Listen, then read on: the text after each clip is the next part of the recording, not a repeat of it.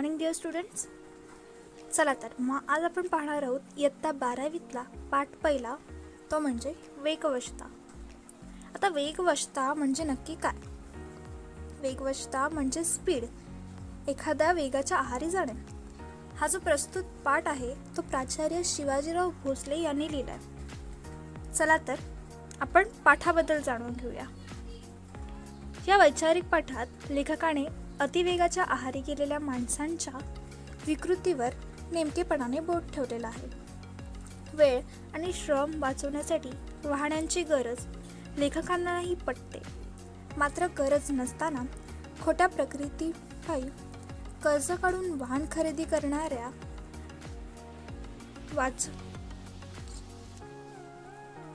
वर्तमानकालीन मानसिकतेवर लेखकाने प्रकाश टाकला आहे. महानगरात, शहरात ठराविक वेळेत अनेक ठिकाणी पोहोचून कामे करावी लागतात. हे खरं असतं. तरी नको तिथे तितक्या वेळाने वाहन चालवून लोक अपघातालाही नियंत्रण देताना दिसतात. याचे लेखकाला वैषम्य वाटते. वेळ वाचवण्यासाठी माणसे वाहन वापरतात, परंतु माणसे वाचवलेला वेळ पुन्हा वाहन चालवताना वाया घालतात. तेव्हा वाहने माणसांवर स्वार होतात, अशी मार्मिक टिप्पणी लेखक करतात. अफाट वेगाने वाहने चालवणाऱ्या प्रवृत्तीमुळे वाहन चालकांच्या शरीर मनावर अनावश्यक ताण निर्माण होतो. त्यामुळे स्वस्थ आणि स्वास्थ्य हिरावून घेणाऱ्या अनैसर्गिक वेग कमी करण्याबाबत लेखक शेवटी अशा प्रकारे स्पष्ट इशारा देतात. ते या पाठात पाहूया.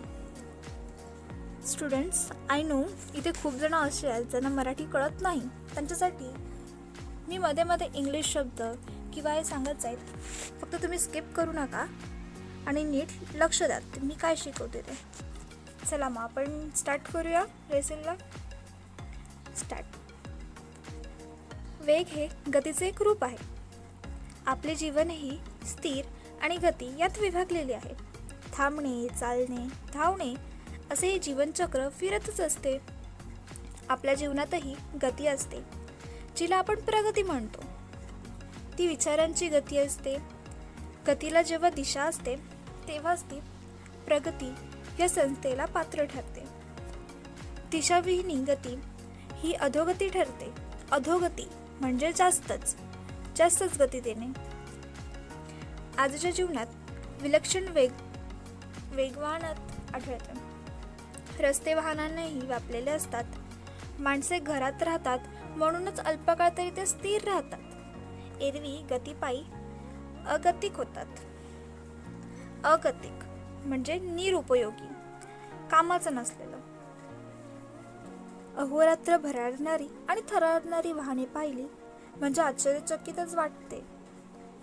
ही आली तरी कुठून, कशी आली आणि कशासाठी? पूर्वी देशोविदेशींनी इतिहास घडला.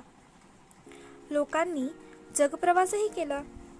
पण आजच्या एवढी अवखळ डॅश करा, अवखळ म्हणजे त्रास देणारी अवखळ वाहने कोठे दिसत नसतात. आता माणूस घरातून दारात आला की वाहनावर आरूढ होतो. आरूढ म्हणजे स्वार, वाहनावर बसणे. वेळ थोडा असतो, कामे बरीच असतात. पायी चालत ती उरकता येत नाही. जीवन हे दशा दिशांना व्यापलेली आहे. दश दिशांना डॅश करा, दश दिशांना म्हणजे 10 दिशांना म्हणजे खूप साऱ्या वेजला. ओके, दश दिशांना विभागलेली आहे. मुलांची शाळा एका टोकाला, आपले कार्यालय दुसऱ्या टोकाला,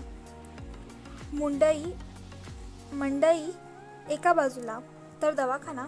आता मंडई दिसतंय ना, तिथे डॅश करा आणि लिहा बाजार. तुम्ही समोर पुस्तक ठेवा आणि डॅश करत जा. मी तिथे अर्थ सांगेल ते अंडरलाईन करून त्याच्या खाली लिहत जा. आता मंडई म्हणजे बाजार, मार्केट.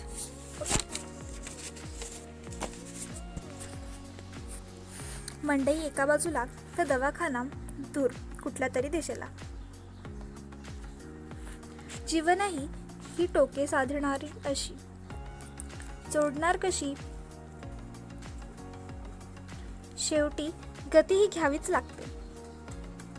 यथाप्रमाण गती ही गरजच आहे, पण अप्रमाण, अवाच्य आणि अनावश्यक गती हे एक विकृतीच आहे.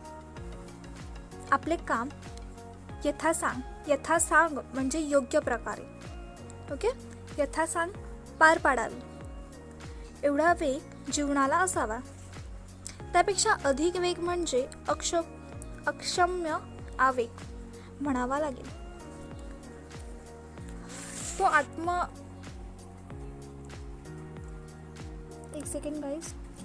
तो आत्मघातकी ठरतो. आत्मघातकी म्हणजे जीवाला एकदम डेंजरस. ओके. अमेरिकेसारख्या विकसित देशात माणसे वेगाने जीवन जगतात. घरोघर आणि दरडोई म्हणजे प्रत्येक दरवाजी वाहने उपलब्ध असते. रस्ते रुंद, सरळ, निर्विघ्न म्हणजे विघ्न न आणणारे. निर्विघ्न म्हणतात ना की एखादा अडथळा किंवा एखादं संकटमध्ये न आणणारे आणि एकमार्गी असतात. घरे, कार्यालये, बाजारपेठा आणि निदान 100 मैलांचे किमान अंतर असते. जवळच्या जवळ सगळे असे असहास नसते. अंतराच्या गोष्टीशी जवळीक साधण्यासाठी दूर जावंच लागते. यातून माणसात दुरावा निर्माण होतो. तो जाचदायक आणि असह्य होऊ नये म्हणून वेगाचा आश्रय घेतला जातो. वेगामुळे माणसे बेभान होतात. भान हरपले म्हणजे अस्वस्थता विरून जातात. वेगात एक बेहोशी असते. आता आपण पाहिलंय खूप जणांना गाडीचा म्हणजे खूप शौक असतो. काम नसलं तरी गाडीवर, है ना. म्हणजे माणसं अशी झाली आहेत की आता आपला हा वेळ कसा वापरायचा तर ते गाडीवर स्वार होऊन ते वापरत. याला म्हणतात टाइम वेस्ट. चला नेक्स्ट पॅरेग्राफ. भारतीयांनी अमेरिकी जीवनशैली पत्करण्याचे कारण नाही. आपल्याकडे अंतर कमी आहे. माणसे खूप आहेत. कामे फारशी नाहीत. जीवनाचीही टोके सहज साधता येतात. थोडी त्वरा करावी लागते. पण भरधाव वेगाने अंतर काटावे अशी स्थिती नसते. मुंबईसारखे विस्तीर्ण नगर गाड्यांनी साधलेले असते. गाड्या रुळावरून चालतात. त्यात भरकटणे फारसे नसते. गाडीत चढले म्हणजे माणसांचे धावणे थांबले. Next paragraph. खरी अडचण असते ती रस्त्यावरून येण्या जाणाऱ्या 2 चाकी वाहनांची. त्यांचा वेळ मर्यादित ठेवला तर ती साधने म्हणून उपयोगी पडतात. वेळ आणि श्रम चालवण्यासाठी त्यांचा उपयोग होतो. पण अनेकदा असे घडते की वाचलेला वेळ घालवावा कसा हे कळेनासं होतं आणि मग तो घालवण्यासाठी पुन्हा माणसे वाहनांच्या आहारी जातात. म्हटलं मी तुम्हाला आधी की आता आपल्याकडे टाईम आहे आणि तो कसा वेस्ट करावा म्हणून खूप जण अशी आहेत जी गाडीवर भटकत असतात. चला पुढे. आरंभी माणसे वाहनावर स्वार होतात. मग वाहने माणसांवर स्वार होतात.